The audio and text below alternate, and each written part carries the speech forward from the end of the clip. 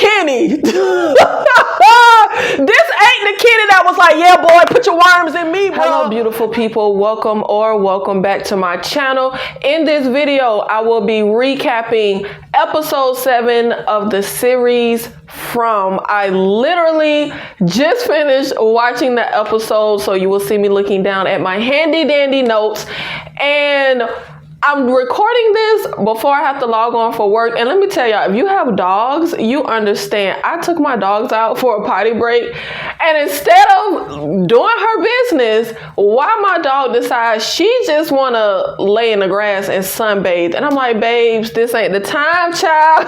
Like, I gotta record. But anyway, the episode opens up pretty much where we left off at with the events of the last episode. We have Fatima and Christy, and I guess Christy did some type of, I don't know, old school pregnancy test, because obviously, well, I don't know obviously, but I'm presuming we had ways of knowing if a woman was pregnant before, you know, like modern pregnancy tests. So it is pretty much confirmed that Fatima is in fact pregnant. Now, she still is acting kind of leery about telling Ellis.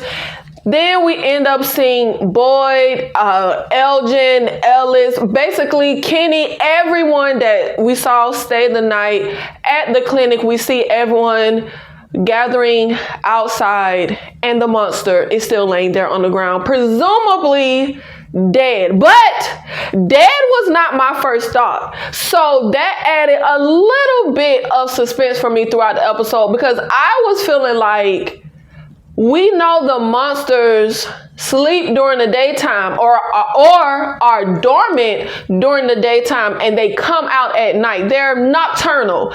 So my thought was, baby, how do we know this thing is dead? How do we know it isn't just dormant until nightfall? But anyway, I actually really like how this monster looked. The nails, the face, everything they closed up on. I would actually really love to have a portrait that is a close-up of this particular monster's face to hang somewhere in my home. Like, I would love that. The little shark teeth, just the whole face of the monster. It actually looks pretty creepy. They did really good with that. Now, we end up making the decision to take the monster inside and do a little autopsy. We're going to cut the body open, experiment, get some type of information.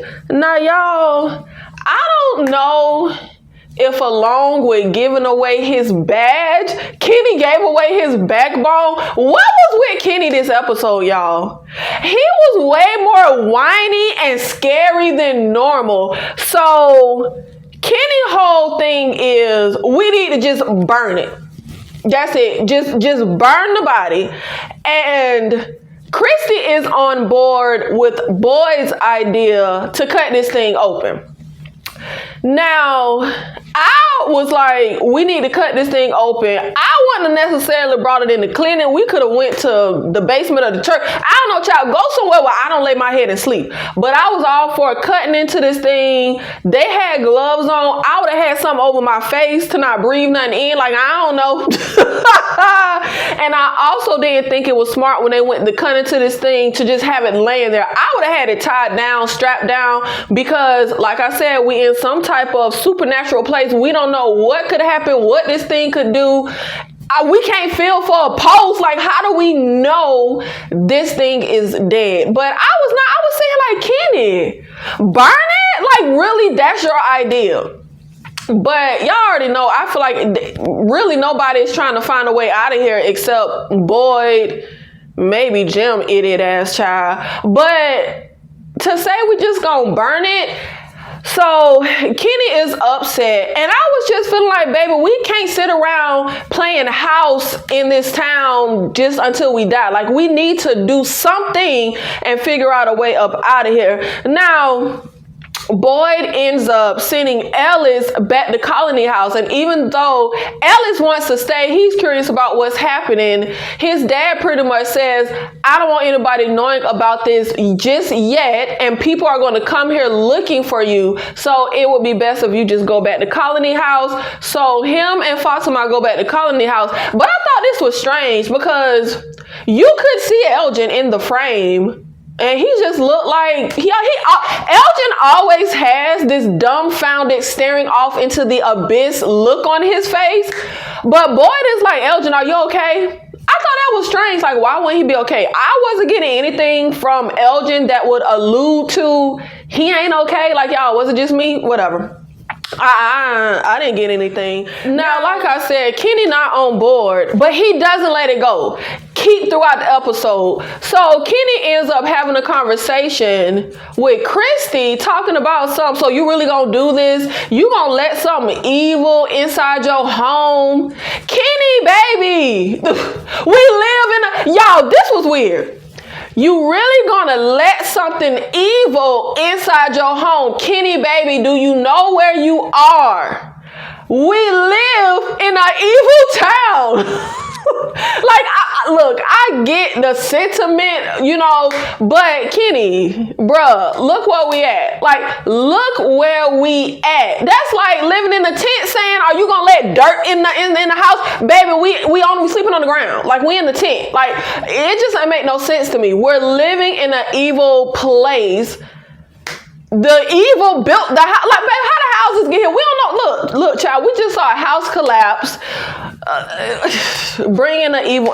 But Christy is like, we may never get another chance like this. And I mean, Kenny, have you ever heard of the saying, know thy enemy, or however that goes? We need to know what we're up against. We need to know what we're fighting, solve something, get home, get out of here. If we can maybe, I don't know, child, figure something out, maybe it will eventually lead to us going home. I'm just not... I could completely understand being cautious. And like I said, I wouldn't necessarily do the autopsy where I lay my head, but to just want to burn it, and then how hysterical Kenny was acting. Okay. Like, we gonna get to it, but Kenny was acting hysterical, child. Now, anyway, we end up seeing Dale and Donna at Colony House, and Dale is the random Colony House inhabitant that stabbed Ellis, and Dale is pretty much like, how is Ellis, which I thought was weird. How the hell is Donna supposed to know how Ellis is? She didn't know he got stabbed till she got back to the house. But anyway, Dale proceeds to say, you know, he's sorry, Ellis is a good kid, he didn't mean to hurt him, which I believe. Dale was not trying to stab Ellis. I wouldn't even say he was trying to stab Elgin and the lady from the bus. He was trying to get them the hell up out the house. But I wouldn't necessarily say he was trying to stab anybody, especially not Ellis if he was trying to stab somebody. So I do believe he's sorry, but he goes to be like, oh, what you gonna do? Are y'all gonna put me in a box? That's what the people from the town do. But I'm sitting like, baby, they ain't put the damn serial killers, Sarah, in the box. I don't think you really need to be worried. But anyway, Dale goes into about, you know, the food and how he didn't mean to stab Ellis, but he was right that the people from the bus, you know, I guess are threatening, you know, their way of life when it comes to food, and there's way too many people, and it seems like nobody wants to make the hard choices. So we pretty much know there's some type of food shortage and drought that is going to be coming up. I mean, they're already in a shortage per se, but yeah, it's gonna get dire. Now, Donna leaves Dale locked in a room with a guard, but y'all got big old giant windows he could just crawl out of. I mean, not that he really gonna go nowhere, because where can you go? But I didn't think it needed to be so dramatic to have a armed guard on the door. Because like I said, number one, where can you even go? But anyway, Donna is dealing with this. Then she's like, somebody calling her name. We got the lady from the bus driver who is upset and talking about she don't want to live under the same roof as Dale. He tried to kill her and Elgin. He tried to kick them out at night. And Donna, now, you know, Ellis is coming in. Like, Donna is being pulled in directions, and she tries to tell the bus driver, look, excluding him, we take care of each other. You're safe here. You're going to be okay. I'm going to solve this. I'm going to figure it out. I promise you. And what was actually very interesting, y'all, Ellis is the one that was stabbed, bruh. Ellis ain't have no qualms about living under the roof with Dale. Ellis and Tabitha and Elgin were cool as cucumbers at Colony when they came back to Colony House. The bus driver is the only one on the Fritz don't want to be under the same roof. I thought that was weird. Like, why did Ellis not make a fuss about Dale being under the same roof? And really, Donna didn't seem too worked up. Donna was more worked up about other stuff that has happened in Colony House. She ain't that worked up about this. Remember the guy, was they having some kind of party at Colony House and some guy made, you know, a jab at Ellis about his mama going crazy shooting people? Like, Donna got more upset and fired up at that, and she got more upset and fired up at the Randall guy hitting somebody than she got at Dale stabbing somebody. But I get it. Donna got a lot going on, child. She ain't got time for these shenanigans. She got a lot going on. Now we end up jumping to Kenny's mom's house where we have Jim and his family and everything. They're making pancakes, yada, yada, yada. And Ethan ends up saying that he wants to go see Victor. And Jim is just like, no one in this house is going to Colony House. Why is Jim against Colony House? Like, are we on that wave again? Like, what's the deal? I thought you was cool with Donna now. Your daughter lived there. Donna took care of your daughter, boy, son. Like, your daughter was fine up there. Like, we suddenly are just against Colony House again. That kind of annoyed me. But Tabitha is okay with Ethan going to see Victor. So Jim and Tabitha go outside to have a conversation, and Jim is just like, what's wrong with you? What's going on with you? We're supposed to be a team. So when I make a decision, you don't undermine me. Hold on, Jim. Excuse me, sir. Do you know what a team is? Like, babe, you can't say we're a team, but you make a decision without consulting me. But that's a team? No. If you don't want me to undermine what you say, then don't randomly boast and say something without consulting me. You're supposed to ask me in private. We come to a mutual conclusion, and then we could be a united front in front of the kids. Like, I don't think Jim understands how a team supposed to work. Now, y'all, Jim ends up going off about, I don't want my 9-year-old hanging out with an emotionally stunted freak that carries a gun in his lunchbox. Again, are we back here again? Are we back to season 1-ish again? We've already played this game. We've already swung on this merry-go-round. Like, are we back here again? Y'all, Jim be irking my motherfucking nerves. Now, Tabitha immediately goes into what I was initially thinking and says how, well, that freak saved your daughter's life. That freak saved your wife's life. And Jim hits her with that's what they want you to think. So is this what we doing now? Anything that happened, Jim just say, that's what they want you to think.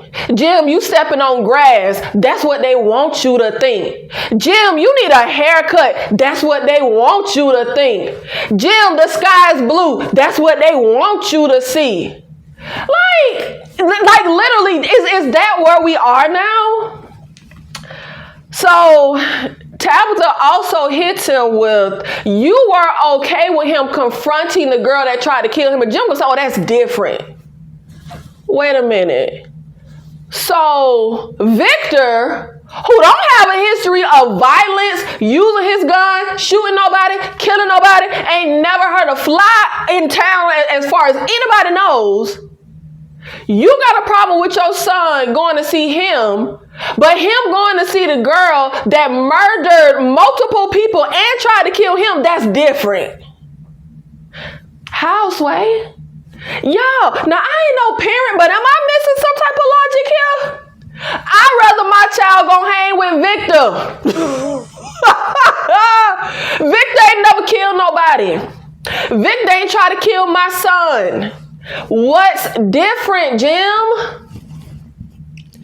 Y'all, I can't with Jim. Now, Jim goes into, I heard a voice on the radio. Ooh, child, Jim ain't letting up. Jim and this whole I heard a voice on the radio, it reminded me of when I was a kid and I wanted this bike and I just kept bringing, oh, Mom, whatever you say, he's going to give me that bike. You say, he just keep bringing, I heard a voice on the radio. I heard a voice. Bruh, Jim, you done told us. We done heard you. Stop saying it. Ain't nobody listening to you, bruh. But you know what is very interesting? Anything that somebody say that Tabitha says, Jim's response is, that's what they want you to think. But Jim saying, I heard a voice on the phone, he can't fathom that's what they want you to think, Jim. Maybe they want you to think you heard a voice on the radio. Everything else, that's what they want you to see. That's what they want you to think. Well, Jim, anytime Jim say, I heard a voice on the radio, I need Tabitha to say, well, maybe that's what they want you to think. Because if this is truly an experiment and you feel like everything Tabitha's seeing and throwing at you is something they want you to think, why does that not include what you thinking? Maybe that's what they want you to think. If everything else is being puppeteered and is what they want Tabitha to think, why would they let you talk to them on the radio unless that's what they want you to think? By Jim's logic. Now, after Jim says, I heard a voice on the radio, Tabitha goes to tell him she thinks he's wrong, that he wants there to be a rational explanation, which I've said that since season 1. That Jim wants there to be a rational explanation, but that if he saw what she did in the tunnels, that's what they wanted you to see. But y'all, when did Tabitha tell Jim about the monster tunnel? I don't recall her saying that to him. I guess maybe it happened off screen. But when she said, I was like, wait, I've been waiting for Tabitha to tell somebody about the monsters in the tunnel. Since when did she tell Jim? And why we ain't doing nothing? I don't know. Now, when Jim hits her after she says about, if you saw what I saw in the tunnels and that's what they wanted you to see, Tabitha ends up telling him, well, how did they do it? And that is why it has bugged me since season 1 with Jim wanting to find a logical explanation in an illogical situation. How in God's name? Because he thinks that there are human people, presumably from the way he speaks the government, because he says these experiments have happened before. I don't care if it's the American government, the Russians, whatever Japanese, whatever conspiracy he coming up with that they've been doing experiments. He is basically saying there are humans doing this. Jim, baby, how can human beings create a road that you drive and it goes nowhere? How can human beings create electricity with wires that lead to nothing, that connect to nothing? Jim, how can humans collapse a house willy-nilly at the snap of their fingers with no dynamite, no nothing? It just collapsed. Jim, How can humans create monsters that only come out at night, rip you to shreds, but can't get inside if you put a talisman up? Jim. Jim is one of those people that's so smart they stupid. Now, Tabitha ends up saying to Jim, have you ever stopped to think if the voice even was a person? And Jim, who logic is, that's what they want you to think, that's what they want you to see. Jim says, of course it was a human. What else could it be? Jim, baby, Jim, sir, Jim. Of course the voice was human. What else could it be?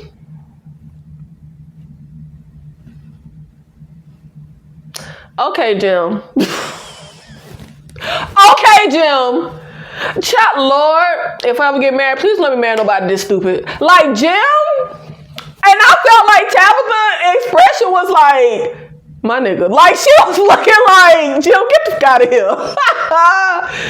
Jim reminds me of a quote I heard on Criminal Minds one time that I really love. I can't remember it verbatim, but the quote was basically, for those who believe, no proof is necessary. And for those who don't, no proof is enough or no proof is valid or something. I can't remember verbatim, but y'all get the gist. Like, that's Jim. Jim loves to just fly wild with these theories that have no real basis. And he not accepting what is right in front of his face. It reminds me of what Donna said to Randall on the bus. After all you've seen, you still can't grasp the fact that this is actually happening. That is Jim. Now, when Tabitha walks back in the house, because she said, man, I'm finna go have pancakes with my kids. Like, I don't know what you on one. I'm about to just go have some pancakes with my kids. Now, Jim ends up seeing Randall flying a drone. Whatever the hell, y'all. Y'all already know I don't like Randall. Now, Jim goes to the bus and he goes to see Randall, who has an attitude, because what else does Randall have to do besides have an attitude? When I tell y'all, Randall irks me so much because Randall walks around with an attitude for nothing, mad for nothing, chip on his shoulder for nothing. Bro, what you got an attitude for? Like, all you can say one thing to Randall, your shoes untied, and he gonna hit you with an attitude. Child. So, Jim go to talk to Randall, right? And Randall say all kind of stuff like, oh, you know, your wife wasn't even in that basement, so, you know, you got those two guys killed for nothing. True, but obviously, why you saying that right now? It's just a jerk thing to say, because all Jim did was thank Randall for coming to help. And then when Jim asked him to come take a walk with him after Randall, you know, shows him the drone, he basically opened the gift that he had for his nephew. And Randall say to Jim, like, you sound like a pervert trying to lure kids off the playground. Y'all, Randall, what are you doing? And I'm saying, like, Jim, why you even still want to talk to this fool? Because he got the drone. Now, you got a problem with Victor, but you cool with Randall. You can't stand Jade, but you cool with Randall. Y'all, am I missing something? Now, Jim and Randall go to the RV because Jim is still on this whole thing that he talked to a person on the radio, and Jim is still on his same plan from season 1 of wanting to use the radio, the antenna to call out to somebody, child. Which, if people are controlling the experiment, who the you think you finna call out to? So we end up hearing Randall say, so you called for help and someone actually answered, but no one's doing anything about it? And Jim is like, yeah. I don't think that's exactly what's happening, but okay, Jim. Like, I don't think that's exactly how it's going down, but okay, Jim. Now, Jim goes again into his whole spiel of experiments like this have been happening for a long time, and if you know they've been declassified. And okay, so let's go down Jim's road for a second. Let's say the government, group of people, whatever, some humans are doing an experiment. If you use the antenna and you try to reach a human, logic and reason would tell me you're only going to reach the people controlling the experiment. What good does that do? B, let's say you crack something and I'm controlling that experiment. Why wouldn't I just kill all y'all and start my experiment over again?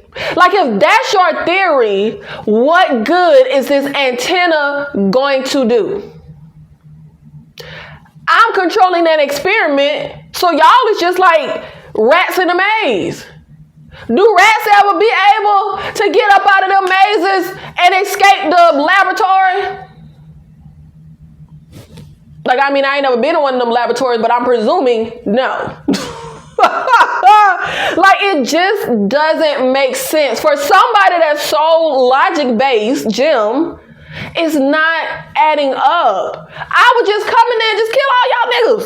Like, that's my experiment. And you think you about to do what now, sir?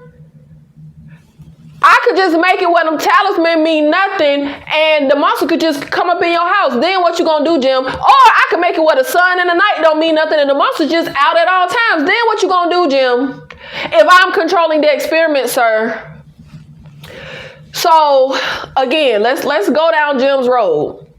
We get the antenna, we put it on the drone, because remember from season 1, we needed to get high enough. You reach somebody. Last time you reached somebody, your house collapsed. You reach somebody this time, what are you going to say to them, Jim? What are they going to say to you, Jim? Are they going to open up the sky or open up the road and let you and all the people go, Jim?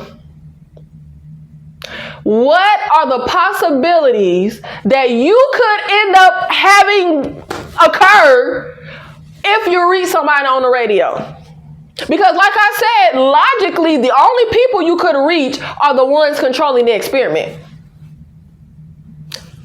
So what's the plan? What's the plan, Jim? Now, y'all, when I tell y'all how I bust out laughing, Randall gonna tell Jim, you're the first person I've met here that's making any sense. When I tell y'all a match made in hell, when two jerks find each other, it's just love at first sight. But Randall ends up telling Jim, if this is your theory, if you think this is an experiment, why haven't you asked the obvious question? If this is an experiment, if somebody here has to be a mole, otherwise, how can they, really control the experiment? So, just yet another little question, mystery to just throw into the story. Now someone's a mole. And of course, I guess Jim gonna be side-eyeing everybody. And you know who he gonna think is the mole? Victor, the person he already don't like, the person who's been here the longest. But obviously for me, if I'm running an experiment, the mole wouldn't be the person that's been here the longest. The mole is going to be somebody that I need to fit right in. That means they're going to come to town in a car, acting like they lost and they can't drive out and they don't know what's going on. To me, that's more logical for a mole to be a person we saw drive into town. Because then they could say, well, you guys, you were here before me, or you saw me drive into town. Like, I got, like a rationale to why I'm not the mole. That would make more sense to me. But I just feel like he gonna go after Victor because he just already don't like that man. Now, when I tell y'all already know this is just a show that drag stuff out. They dragged out this damn monster autopsy. Now we got Boyd, Kenny, Christy's fiance, getting ready to do a little monster autopsy, and Kenny throwing a hissy fit, and he's like, okay, boy, you had worms in you, and you said you put the worms in him, but how do you know the worms are dead? And the fiance runs out the room hurling, because you know she going through withdrawals or whatever. And when Boyd and Kenny follow to be like, is she okay? Chris is like, yeah, she going through withdrawals, you know, she was on that stuff, but yeah, let's just get on with this. So we have Boyd and Christy. Kenny goes to get supplies, and Christy talks about, you know, her fiance when she was clean and how proud she was, yada yada yada. But this took me out. Christy gonna tell Boyd, I didn't even know that she was going through withdrawals because I was too busy focused on that monster. Girl, that's what we should be focused on. What are you talking about? The priority is supposed to be getting home. She okay? She can go throw up on her own? Yes, you should have been focusing on the monster. I didn't even know that she was going through withdrawals. I was too busy focused on this thing. Girl, that's what you're supposed to be focused on. Do we want to go home or not? Because if we don't, that's fine too. But let's stop pretending like we want to go home then. Let's just set up shop and play house till we die. I just could not fathom how the writers thought it made sense for her to say a line like that. Okay.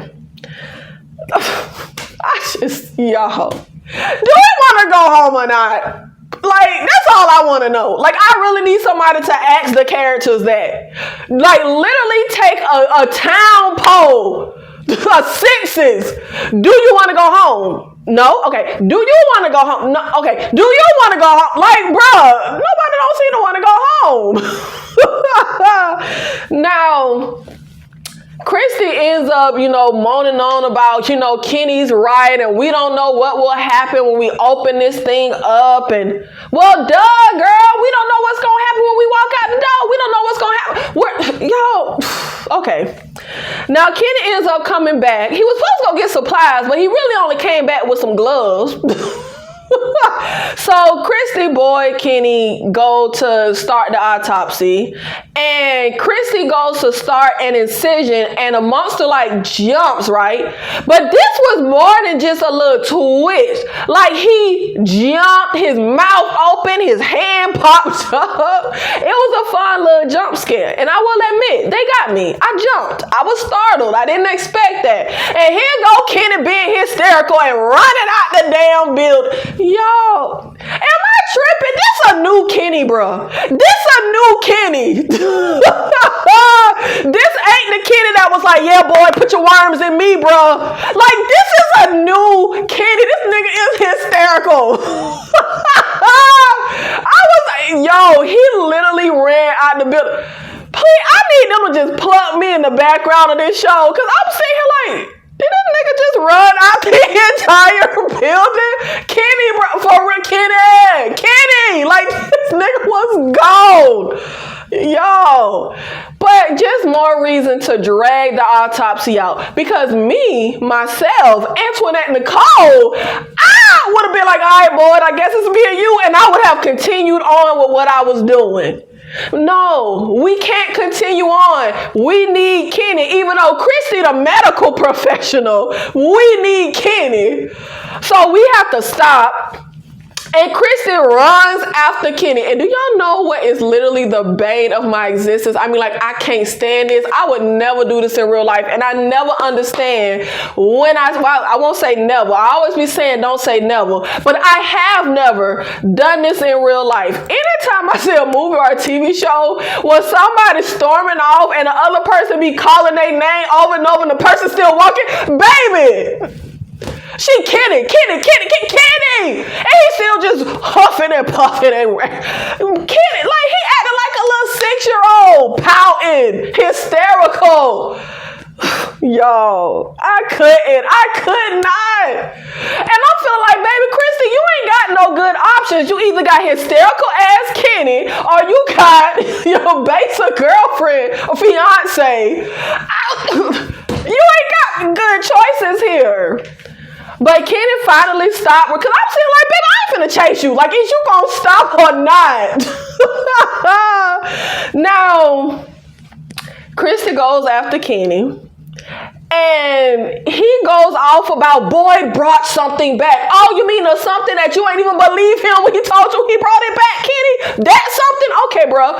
But he going on about Kenny brought something back and we don't know when it killed that monster. We don't know what'll happen if he gets it. Well, it ain't killed Boyd. Like, we know that much. It killed the monster like immediately. Boyd was walking around with the itch in him for days and he's still alive, so we know that. Y'all, I couldn't. But Kenny is talking about, I saw that thing. It killed the scariest thing I've ever seen in my life. Okay, Kenny, you got some points, okay? The monsters are the scariest thing we face here, and these worms killed it. More reason we need to go cut this motherfucker open and get some answers. And I'm with Christy. I'm willing to take the chance. Because do we want to go home or not? And I'm going to keep saying that because they act like they don't want to go home. Now, Kenny is just going into melodramatics and... Christy tells Kenny that we in this together. Remember, I'm scared. I'm terrified. That's why I need you there. It's you and me, remember? But of course, Kenny gotta be Kenny and Kenny gotta be a man and he gotta be sour because the woman he wanted don't want him in that way. And Kenny is like, it ain't you and me, not no more.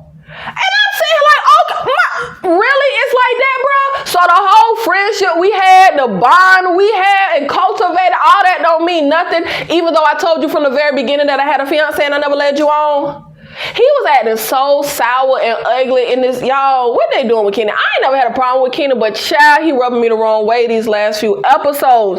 But Kenny is like, I love you, and I just can't watch you do something that could possibly get you killed. Well, you must ain't ever gonna look at the girl when you pass her in town, because being in town is her doing something that could get her killed. Living here is us doing something that could get us killed. Y'all, what is Kenny talking about? Now, yo, I can't with Kenny. So we stopped the monster autopsy yet again for melodrama. So we stopped the monster autopsy yet again for melodramatics with Kenny and Christy. And then we see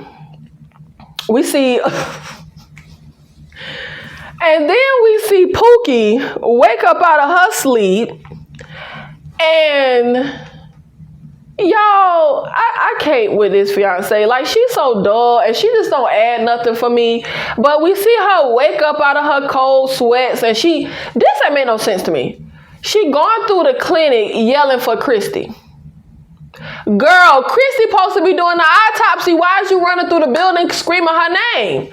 So the fiance ends up going down to the basement where they're supposed to be doing the autopsy, but the monster is gone. And she starts running through, freaking out, and she runs into Boyd. And then that's when we see the monster. And Boyd starts shooting at it, but I'm like, Boyd, we already know that don't work, bro. But Boyd just started busting. Like, Boyd, we know guns don't hurt them. But Boyd starts shooting, and he's telling the fiance to run, but she's just standing there. And I'm like, girl, why you ain't running? But then she sees the music box, and she wakes up. It was all a dream. I am sick of these cheap dream sequences, first of all. It would have been way more exciting if the monster actually was awake and up in the daytime and inside the clinic. That would have been way more fun. I ain't like this whole thing being a dream. But how did fiance see the music box? how she sees Boyd's music box. Whatever. Now, we end up seeing Christy and Boyd doing the autopsy, and Kenny returns, and Christy removes a rack of ribs, a rack of lamb off the monster, and she's like, it's human.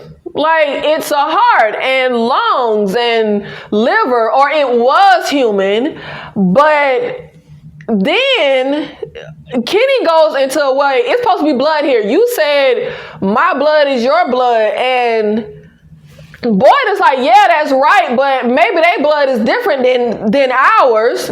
Excuse me. So Christy starts becoming hysterical. Like, the hysterics jump from Kenny to Christy. And she's pretty much like, but this thing is bone dry. Like, there's nothing in here. It was like mummified inside the monster. And she just starts freaking out like, this can't have been for nothing. Like, something's got to be here. And Christy pretty much turns into Sam from the Scream movie. And she just starts stabbing the thing to death. Well, you know, not literally. It's already unalived. I don't know. She started going crazy, stabbing the thing, child, like a psycho killer. It was one of them situations where I thought it was finna turn into Ellis situation. You know how somebody got a knife and going crazy, and you touch them or anything and you get stabbed? She was just going ham. But then when they get her to stop, they see some liquid oozing, and Christy is like, that's the gallbladder, that's bowel. And the only thing I know about bowel is that your dog can throw up bowel, and that means they have an empty stomach, if I remember correctly. I don't know, child. It's some liquid inside you. So they're all like, bowel is something. And Kenny go to get something to put the liquid in because the worms killed the monster. So we're trying to get something so that we can repurpose the worm disease to kill more monsters. Now, we end up seeing Ethan and Victor, and Victor is out measuring the trees, which he's been doing since season 1, and that ain't led nowhere yet, child. But Ethan is like, did they move again? You know, asking about the trees, and Ethan is confused as to why Victor is still being so mean to him, and Victor is pretty much telling him, it's safer for you to stay away from me. Bad things happen to my friends here. But you ain't think about that before you befriended this little boy, Victor. Now, Ethan ends up being like, well, what's the point of us being friends if we can't be friends? So they end up, you know, being buddies again. And Victor talks about how the trees are losing their leaves and how... Well, Ethan says that happens every year, but Victor says, no, not here it doesn't. Everything stays the same. And anytime something changes, it's bad. Now, we end up seeing Jade and Tabitha at the bar. Jade is working on a project to try to get the alcohol to have a better taste. And I thought this was interesting.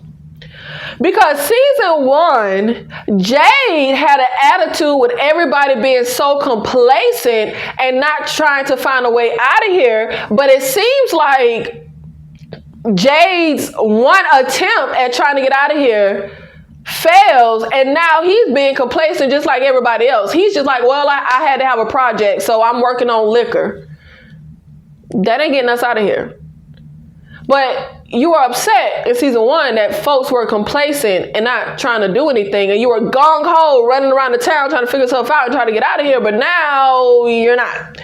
Now, Tabitha ends up talking to Jade and asking him, you know, when you first saw me and I was on the ground and screaming and stuff, you didn't really act surprised, and I'm wondering why. And Jade ends up telling her, well, you know, the same thing happened to me. Your husband found me. I didn't really give him any answers. I kind of just said F off and I ran off. And Jade ends up pretty much telling her all the visions and stuff or hallucinations, whatever you want to call them, that he has had since he's been in this place. And Tabitha is surprised that everything he's seen has been completely different, while Tabitha keeps seeing the same thing over and over again, the dead kids. When she tells Jade she thought that she was maybe being punished because her son had died. Now, I am happy that we finally having conversations and communication. Maybe instead of everything being so disjointed, like we could have folks starting to get on the same page, even if the whole town ain't talking, just like the main folk that's figuring stuff out. If we can get some information flowing and actually act like we're trying to solve something and get up out of here, that would be nice. Brainstorming, problem solving. Now, Jade ends up also telling Tabitha about his visions with seeing Christopher and about seeing the symbols, and Tabitha ends up seeing a notebook with the symbol, and she's like, is this the symbol you saw? And she tells Jade she saw those same symbols drawn in the tunnels below. And Jade is like, what tunnels? So, hey, we got information flowing. But you know what? Jade says a line that I pretty much feels like will sum up this show. After 5, 6, 10 seasons and the series finally ends, I feel like Jade's line will sum it all up. Jade says, maybe this is just a scary place where effed up stuff happens and there's no explanation. And I feel like that sums up the entire series. They are just in an effed up place where scary stuff happens and there's no explanation. The series in a nutshell, Jade.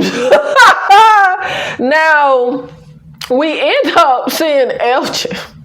Y'all, what is with this character? We see Elgin sitting on the porch at Colony House staring off into the abyss. That is the only thing Ellis does is just stare off into the abyss with that blank stare on his face. Like that blank expression. That's all he does. But he ends up seeing Julie and he asks her if she could take a walk with him because remember she came to him and said if you ever need to talk, Now, what I tell y'all, Elgin can't hold no water. Elgin could not wait to go run his damn mouth. Julie talking about, what you mean he killed it? And I'm sitting here like, Elgin, you weren't supposed to say nothing to nobody, bro.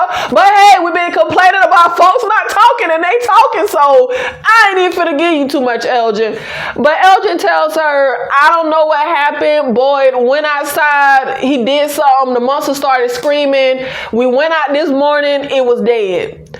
And Julie feels like this is a great thing. If we can fight back and we can kill them, people around here will be a lot more safe. But Elgin isn't as optimistic or happy about the situation. He pretty much tells Julie, you know that dream I had on the bus? I can't help but feel like there's something I was supposed to remember, but I can't. When I saw that monster laying there in the dirt, it just felt like there's something I was supposed to remember. So then we end up seeing Donna and Fatima. Donna's in that greenhouse and she's telling Fatima that the plants keep dying. It's like they're growing in poisoned soil. So we can kind of deduce from that yeah, we about to hit a straight up famine around this mug. Like the food shortage is really about to turn into a damn famine.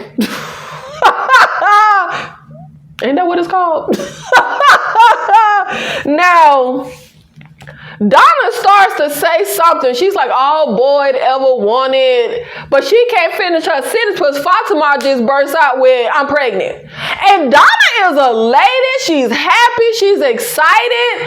And she's like, I sure wish I could have seen Ellis' face when you told him he was going to be a dad. And y'all, why when Fatima says she ain't tell him, Donna jumps to, is he not the daddy? I thought that was crazy. Like, damn, Donna, you gonna do Fatima like that? Now we find out that Fatima's whole reluctance to telling Ellis is because she was told by a doctor that she couldn't ever have kids. And she's feeling like this is medically impossible. Now, I will say, I get it. Cause last episode we found out she could have been pregnant. I'm sitting here like, child, you might have a demon baby inside you. But I feel like she is giving us a lot just because the doctor told her she can't have kids. Like, that's not... I mean, they told T-Boz from TLC she couldn't have kids and she had a baby. Like, it first of all, it depends on the why they say you can't have kids, but also you just never know. Sometimes doctors be wrong. Like, they tell you something, but then it actually comes to fruition. It actually happens, or it doesn't happen. I remember when I was a kid, my great grandma got diagnosed with cancer, and the doctor told her she would only live like a few more months. She lived like 50 years. Like, you kind of can't put everything on what the doctor tells you.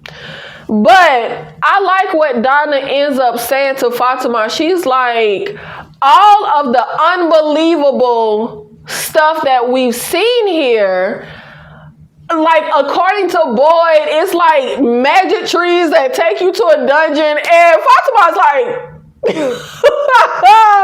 but Donna goes to tell her that we just assume that anything impossible is bad. But she tries to tell Fatima, like, this is a miracle. This is a good impossible. You found the love of your life in the middle of your worst nightmare, and now you're having a baby you were told you couldn't have. But child, Fatima, she ain't going for it. She like, what if you wrong? But Donna is like, what if I'm right? But I'm gonna go with Donna, you wrong, baby. Like, I'm just feeling like this ain't gonna be good. I don't think so. Now, they end up cutting to Fatima and Ellis, and Fatima says, there's something I gotta tell you, and then they just cut the scene. And they go to Boyd and Kenny.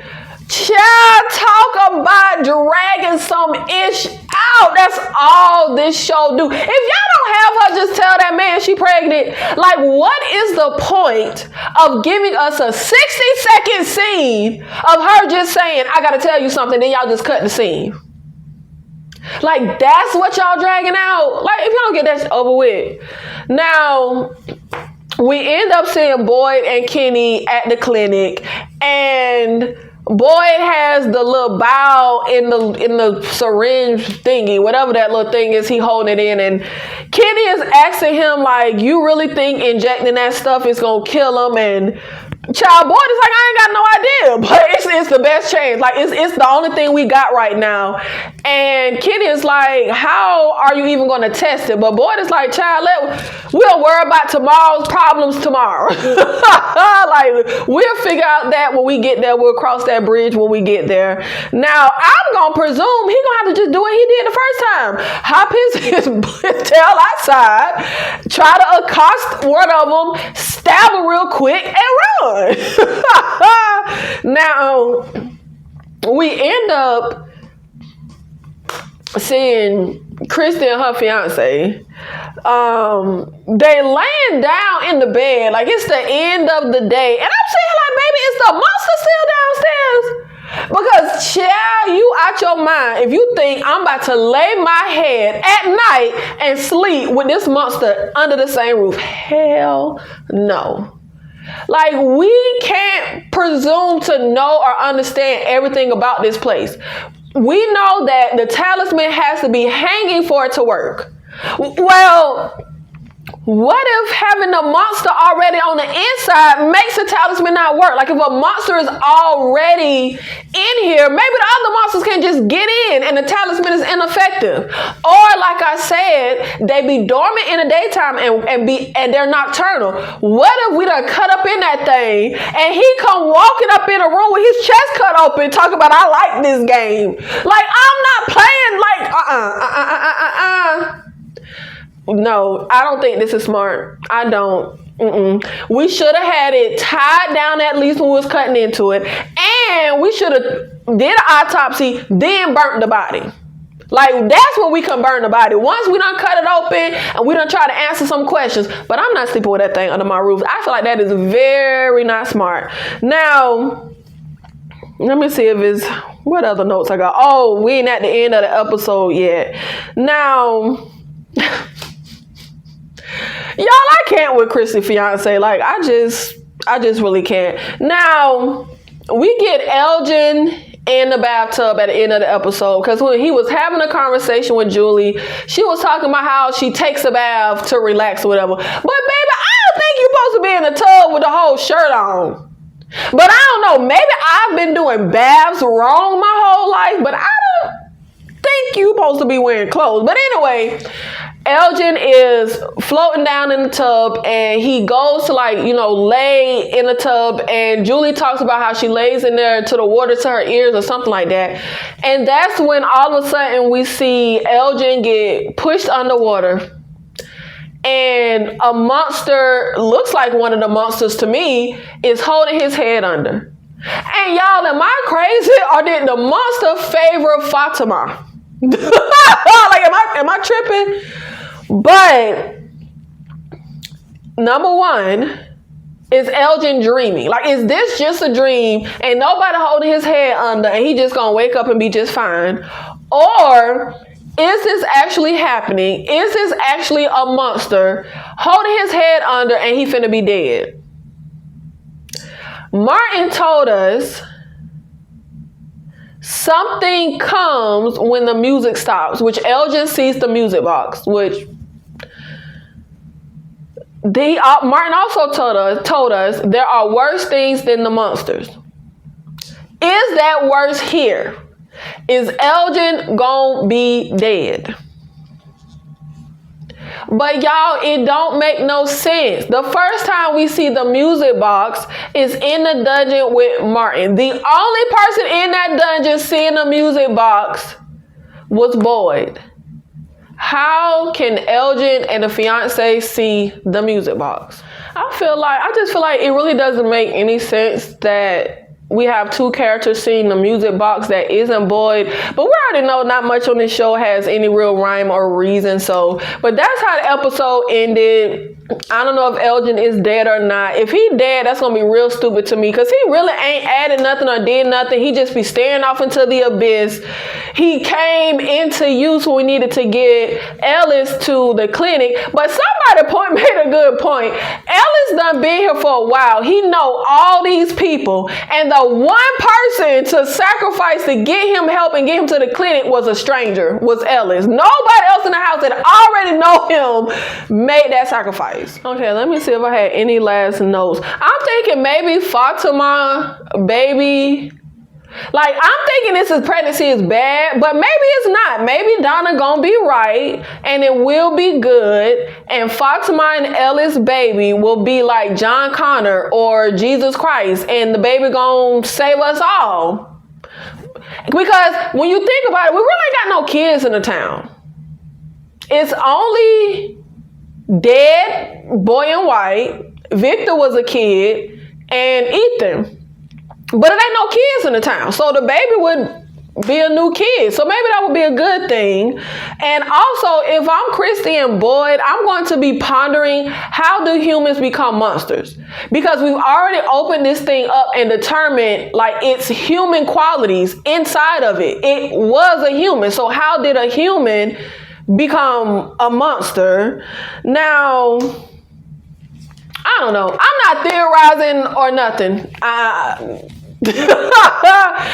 actually, though, this wasn't a bad episode. I liked last episode. I like this episode. I would like if we got more like suspense and tension like we did in last episode. We was trying to get to the clinic, and if we could get some more jump scares. I like that one jump scare we got. It was fun. Thank you so much for watching this video, for supporting the channel. I'll see you in the next one. Thank you.